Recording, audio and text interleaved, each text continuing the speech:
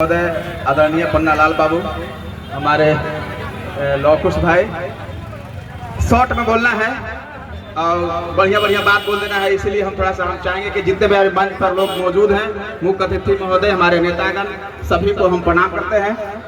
और आज ये ऐतिहासिक धरती है, एक बार नहीं कई साल से हम यहाँ पे आ रहे हैं। ये आयोजन प्रत्येक वर्ष होता है और यहाँ से ये एक नया चेहरा रोज प्रति वर्ष 10 गो चेहरा हाईलाइटेड किया जाता है।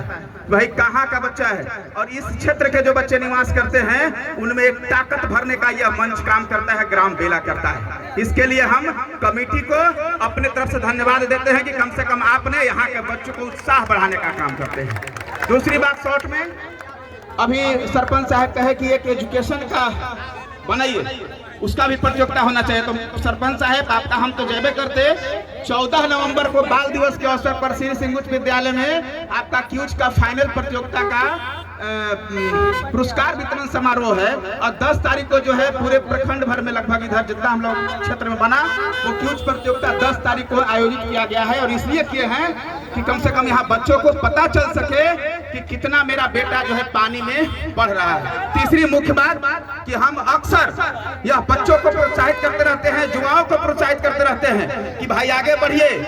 समय बलवान होता है, समय जब चुक जाएगा तो फिर आपको कोई पूछने वाला इस धरती पर नहीं है, बात को मान लेना।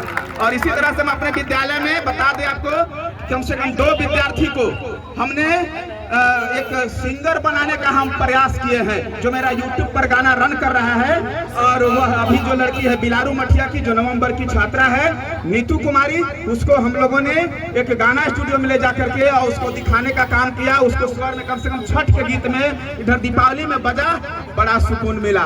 उसके पहले खजंती ब्याह की लड़की ज्योति कुमारी थी, ज्योति विद्यार्थी, उसको हमने स्टूडियो तक पहुंचा करके और उसका भी हमने आगे बढ़ाने का प्रयास किया है। तो हम आगे करते रहेंगे इन्हीं चंद शब्दों के साथ। धन्यवाद।